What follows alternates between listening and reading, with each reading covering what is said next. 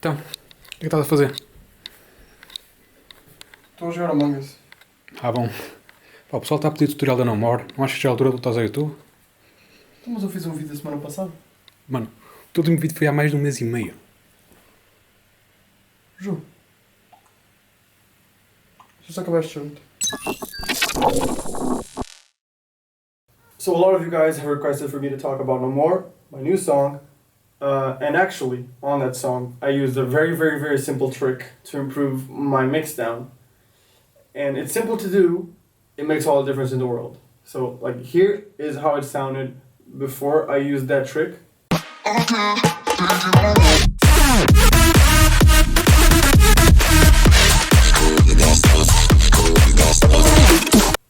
And here's how it sounded after I used that trick.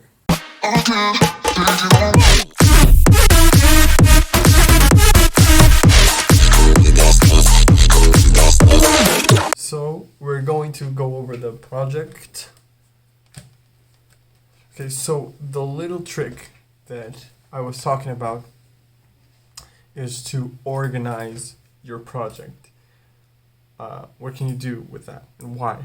Okay, so first of all, why? Because if you don't have organization in your workspace, if your eyes don't see your organization, it's like your ears have no sense of what's going on. At least I feel that, and I see a lot of my students going through the same issue. And if you guys actually want to check out the lesson options, the link is in the description below. Moving on. So a lot of people go through this issue which is your project is crazy. You can't produce. You can't do anything. You don't know what to do. Where to move your mouse. So there's a lot of confusion in your head, and in terms of mix down, it affects it. Like you've seen in the two different versions. So we have some options. You can either organize your project,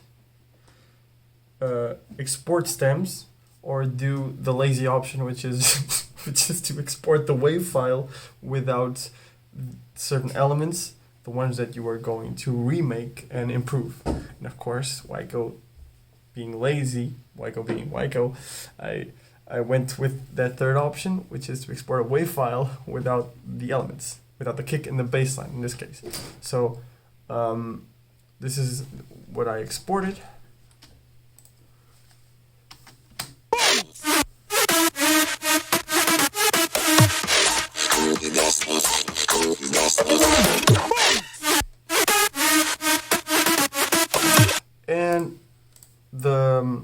And I just worked on the kick and the bass line and some effects. Let's go with the kick first.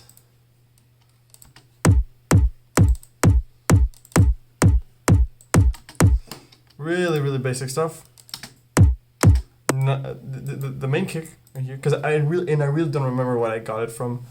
I just EQ'd the shit out of this kick. This is what I did. It was just, alright, this EQ here is doing nothing.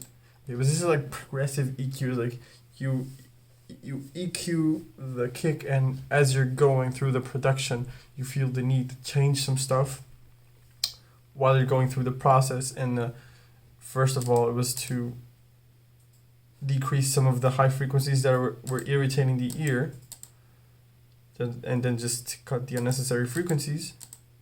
Then finally to decrease a little bit of the mid-lows and the lows, and nothing here. And then I wanted to layer it with another kick.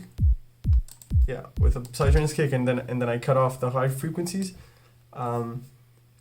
Basically, I wanted to give it more impact on the low frequencies. That's why I did this. So the kick is done. And now the bass line. Actually, cool trick as well. I'm not using a VST plugins for bass lines anymore. Or, okay, I'm not, no, that's not true. If I'm using a VST plugin, it's rare, but I'm mostly using 808 kicks for my bass lines. I don't know, it's something different about it that's way better. This is what I did for my bass line. Look. Wait, I'm just unmuting it.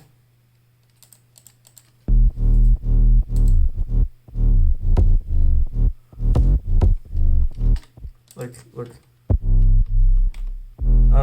don't know what the difference is, but there's difference.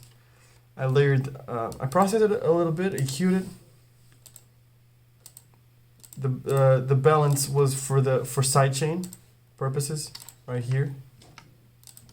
This, sometimes I sidechain it with Kickstart, and sometimes I use for the fruity balance just to get really my hands on it, just to make sure the waveform is exactly how I want it. And in this case, I felt that neat because everything was super compressed. Then I layered the bassline with other elements, just to fill the bassline a little bit more. Oh, this is the melody for the bassline as well. I wanted to give it a little bit of a melody change just to keep things interesting, and here it stopped because of the vocal section. And I processed the layers was to fill up the low frequencies, the mid lows and the low frequencies. Yeah, and not too much of the mids. It's interesting. Oh, here I wanted to cut a lot more of the mids and the highs. And for this layer, for example, I went with the Kickstart instead of using the fruity balance in this layer. Yeah, everything put together with the kick. Wait. With the kick.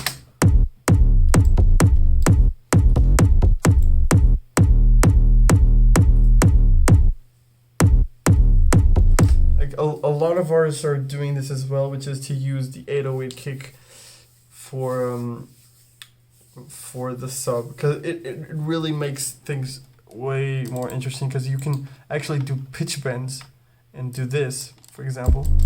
Didn't do it, I did it here, but you can do this, and you're gonna feel the impact. I don't know if you can hear if you're listening on the phone, but on your headphones, you can hear like an extra impact on this section. You can't hear over here because of the sidechain it's working on this note, but if it plays here, it's like an extra impact, like a tom. It's working like a tom at the same time that it's doing the bass variation, which is very interesting. You don't get that if you're doing with a sine wave or a normal bass. If you have the click of the 808 kick in this example. And extra elements. Well, I need to unmute.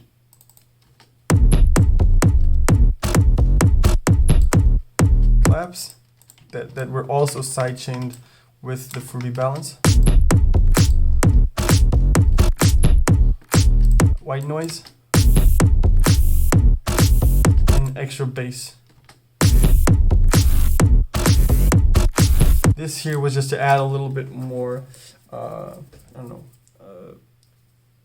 greedy high frequencies, like the thing, like that that kind of detail to the bass to fill up the high frequencies. So yeah, I didn't EQ the leads that much. I don't think there was no need for that. Only on the master, then I did the volume automation so the drop would be stronger, and that was about it.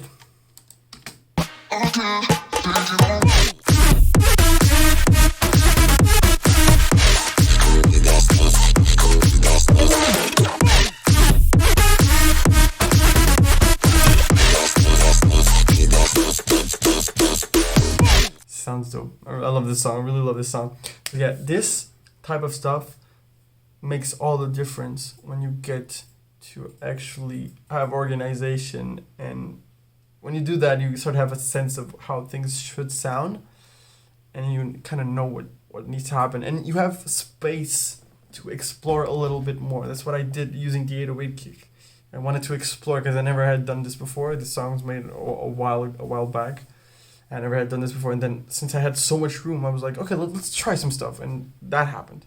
So this was a good experiment, and you guys should try it as well to clean up your project or export the WAV file without certain parts that you want to redo, and do it in a separate project. Super important.